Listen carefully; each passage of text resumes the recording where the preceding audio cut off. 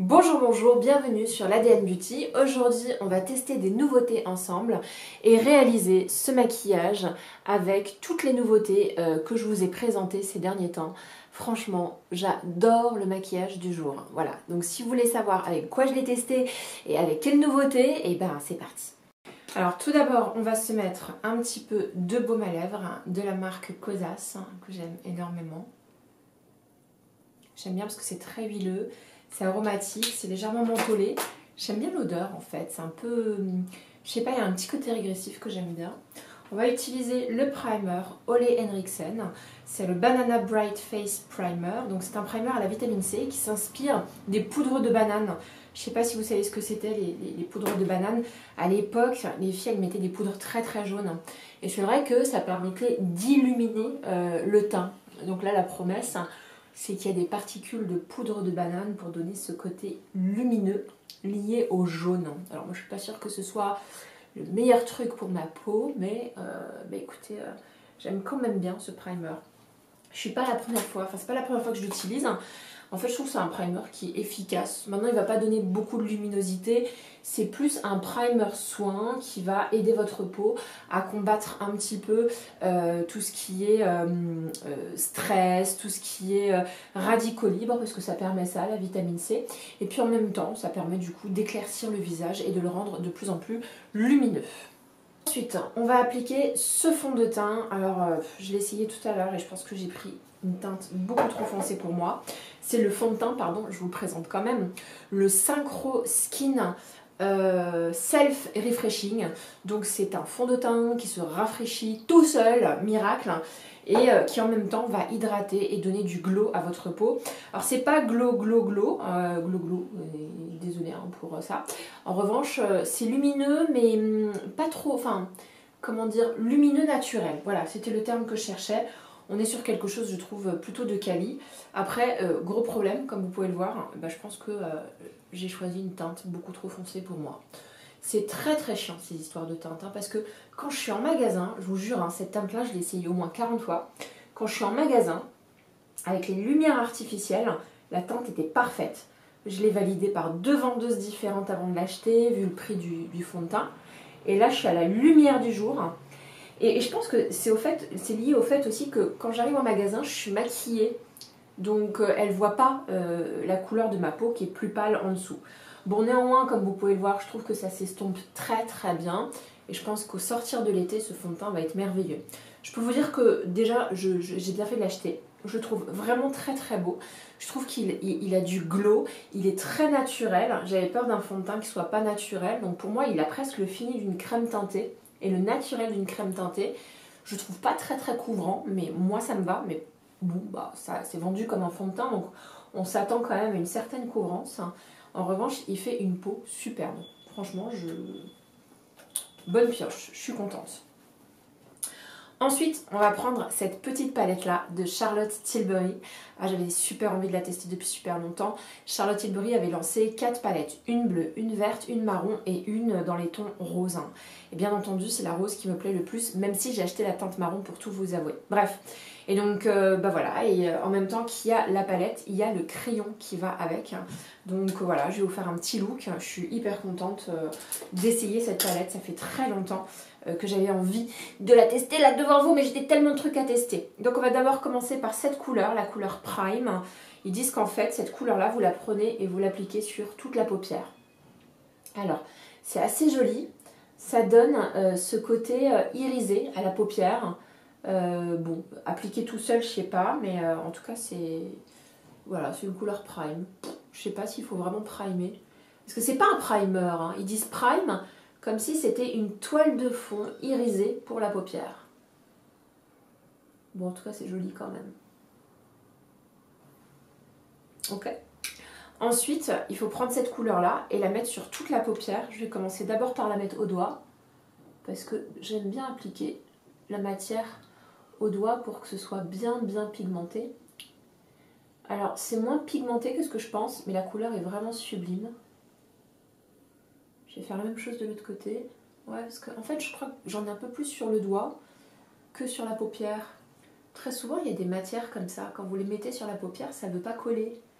Mais ça reste vraiment joli quand même. Hein. Je suis picky parce que c'est un produit qui coûte relativement cher, donc je vais lui chercher par principe des défauts.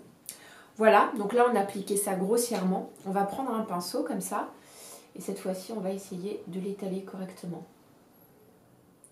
La couleur est tellement belle. Je suis hyper contente de la couleur. C'est vraiment très joli. Vraiment. Ensuite, on va appliquer cette couleur-là qui s'appelle Enhance. C'est pour donner un peu plus de profondeur, accentuer. Et on va l'appliquer vraiment en coin interne. Moi, j'aime bien appliquer les couleurs les plus foncées là, comme ça. Vous voyez ou pas? Je pourrais me rapprocher quand même, ce serait sympa, non? Allez, je vais me rapprocher un petit coup. Donc voilà ce que ça donne.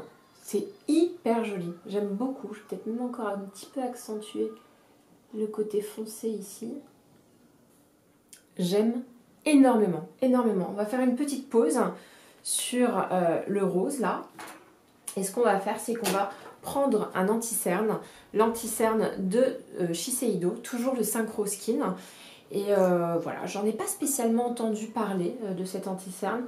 Quand j'ai acheté le fond de teint, je me suis dit, allez, tu fais d'une pierre deux coups, tu testes tout. Et du coup, je vais le tester là avec vous. J'aime beaucoup la matière, j'aime beaucoup l'applicateur. Il est bizarre, hein. Pour le moment, la matière, je la trouve prometteuse.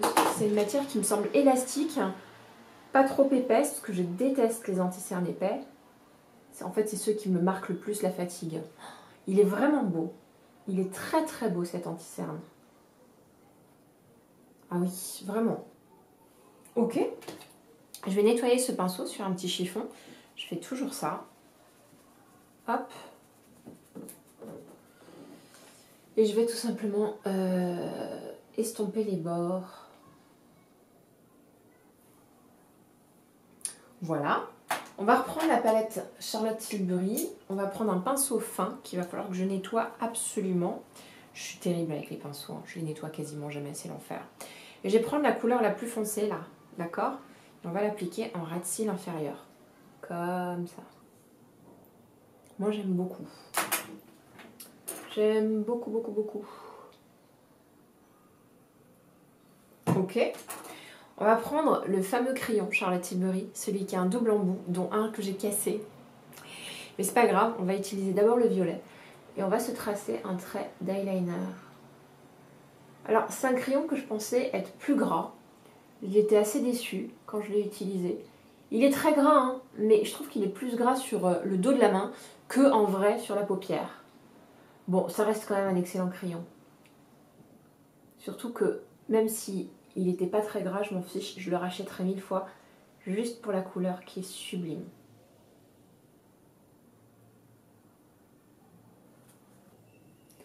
C'est pas facile.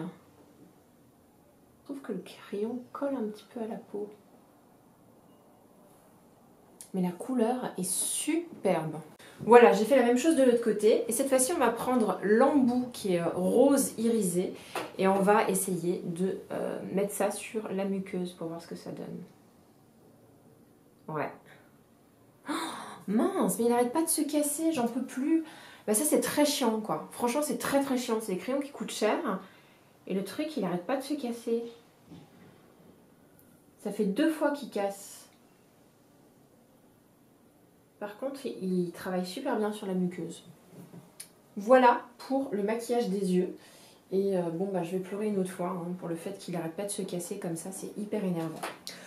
On continue toujours avec la palette et cette fois-ci, on va prendre la couleur qui permet de donner du glow au look. Et on va l'appliquer au doigt et au centre de la paupière. Comme ça.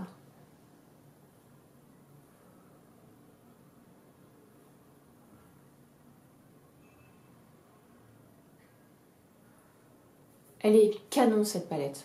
Elle est vraiment très belle. Mais vraiment très belle. Alors là, je kiffe vraiment cette palette. Elle est vraiment belle. On va prendre ensuite un mascara. Je suis désolée, j'ai pas de nouveauté mascara à vous proposer. Donc moi, je vais utiliser le Size Up de chez Sephora. Hop. Alors, c'est un mascara qui est pas facile à appliquer, je trouve. Il fait des cils superbes, mais alors... ça peut vite se transformer en gros paquet. Voilà pour le mascara, il est juste démentiel, hein, c'est le Size Up, il est pas nouveau. Pour les sourcils, pareil, j'ai rien de nouveau à vous présenter. Je vais tout simplement travailler mes sourcils avec le Precisely My Brow de chez Benefits. Je vais dessiner quelques poils et puis je vais les structurer. Et ensuite, je vais les brosser vers le haut. Donc, je fais toujours comme ça, vous voyez. Hop. Je fais toujours ça. Et ensuite, j'essaie aussi de travailler le haut. Et particulièrement cette zone-là, où j'ai moins de poils. Et ensuite, je prends le mascara sourcil de chez Anastasia Beverly Hills, qui est un classique.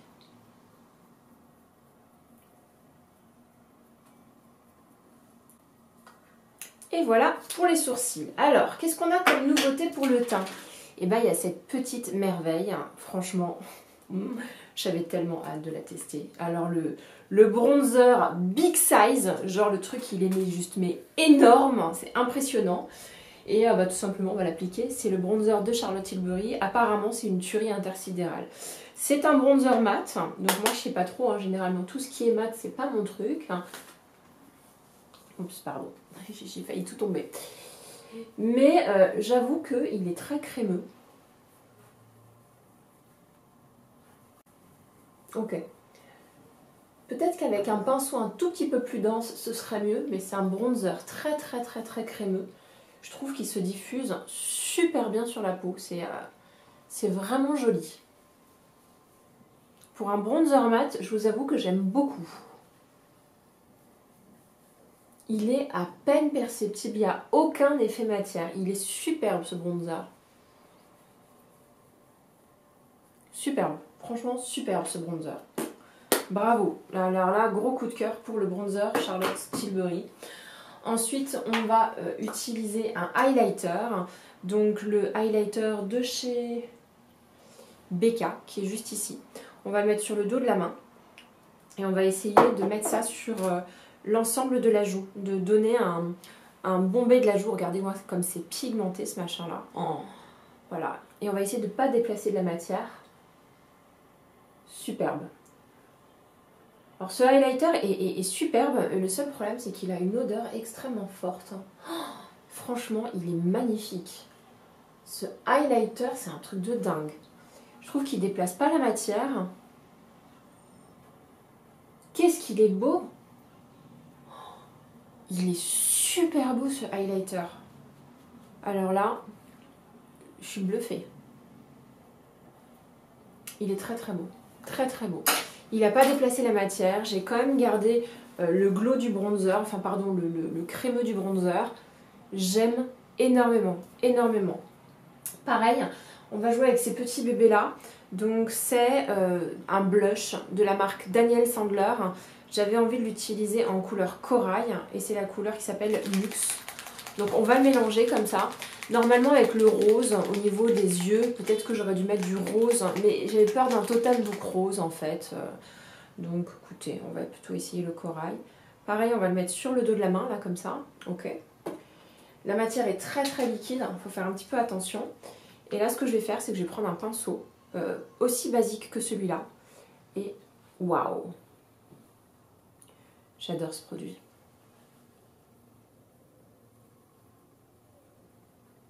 Oh là là, c'est la bonne mine dans une bouteille. Oh, j'adore.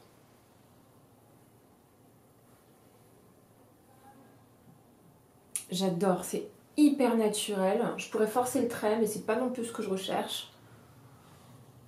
Canon. Canon, j'adore. Bon, écoutez, je suis fan. C'est bon là. J'ai plein de trucs dont je suis fan. Et puis, le dernier point, c'est qu'on va appliquer ce rouge à lèvres de chez Natasha Denona. Mais avant, j'aimerais bien quand même me ourler les lèvres avec ce crayon de chez Laura Mercier. Donc c'est une nouveauté, mais je crois que je l'ai déjà utilisé dans une de mes vidéos. C'est la couleur Hazelnut Tea.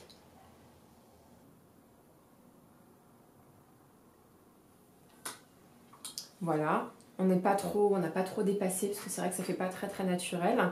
Et là, le rouge à lèvres de Natasha Denona, c'est le nouveau que j'ai acheté qui s'appelle Jennifer.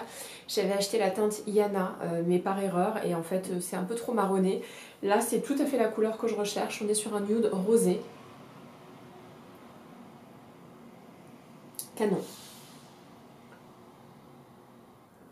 C'est méga crémeux, c'est super joli. Oh, j'adore, j'adore. Les rouges à lèvres Natasha Denona, tous les nudes, il y en a plein qui sont mais juste canonissimes. Bon, bah on est prête, hein, on va faire du lâchage de cheveux. Voilà. On va se reculer un petit peu pour que vous puissiez voir un petit peu le look que ça donne. J'espère que ça vous plaît. Moi, j'aime énormément ce look. Vraiment, je dis pas que ça change de ce que j'ai l'habitude de porter, mais alors, ces roses sont fabuleux. Le teint est nickel chrome. Il est glowy. La bouche, elle est crémeuse. Le crayon, alors pour le coup, le crayon, il est presque waterproof. Hein, parce que tout à l'heure, j'ai juste voulu faire un petit raccord. J'y suis pas du tout arrivée. Franchement... super contente de mon maquillage d'aujourd'hui. Alors si je devais faire un verdict global, j'ai envie de vous dire que le primer est vraiment pas mal. J'ai eu cette sensation d'avoir hydraté ma peau, et puis si ce primer permet de faire soin et de vous protéger grâce à la vitamine C, du stress oxydatif, des dommages de votre environnement extérieur, franchement vraiment pas mal. Ce fond de teint, j'ai eu très peur de la couleur au début, mais finalement ça s'est plutôt bien fondu et on est sur un fond de teint extrêmement confortable. C'est un vrai plaisir à porter. Il est pas très couvrant, c'est un fond de teint naturel. Écoutez, bonne pioche, je suis contente d'avoir fait mon mouton. Ce highlighter, oh, il est magnifique, magnifique. La prochaine fois, je l'utiliserai aussi en primer pour voir ce que ça donne. Ce highlighter, c'est une beauté intersidérale. Ensuite, ce fard à joues légèrement corail de la marque Daniel Sandler. Enfin, franchement, ça fait longtemps que j'ai un coup de cœur pour la marque Daniel Sandler. Moi, j'ai déjà adoré utiliser le rose, mais alors là, le corail est juste absolument sublime. Et je trouve qu'il va bien avec ce maquillage, il complimente assez joliment les yeux. Et on est pareil sur une texture qui va respecter le glow de la peau. Ensuite, le rouge à lèvres, c'est Natasha Denona, canon, mais c'est pas la première fois que je les utilise. Là, c'est une autre couleur que j'ai achetée, que j'avais envie de vous montrer. En réalité, j'avais déjà acheté une couleur qui s'appelle Yana, et franchement, ça fait partie des plus beaux rouges à lèvres nude qui sont sortis depuis au moins 2-3 ans. Depuis au moins 2-3 ans, je ne connais pas de marque qui ait sorti autant de nude aussi intéressant. L'anti-cerne est juste canon. Là, il n'a pas crisé. Il fait un contour des yeux radieux, reposé. C'est tout ce que je recherche. La palette la palette Charlotte Tilbury, elle est sublime. Elle est sublime. Franchement, le look que je viens de faire, j'ai pas d'autre palette pour pouvoir le faire. Peut-être la Naked Cherry, peut-être. Mais sinon, non, la palette est juste exceptionnelle. Et je trouve que le fait d'avoir pour chaque palette mis à disposition un crayon, ça rend le maquillage encore plus canon. Voilà.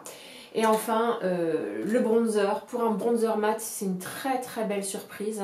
Le packaging, alors déjà que le packaging est sublime, mais alors le bronzer mat s'applique comme de la crème et je trouve vraiment que je n'ai pas perdu en glow. C'est juste canon. Voilà.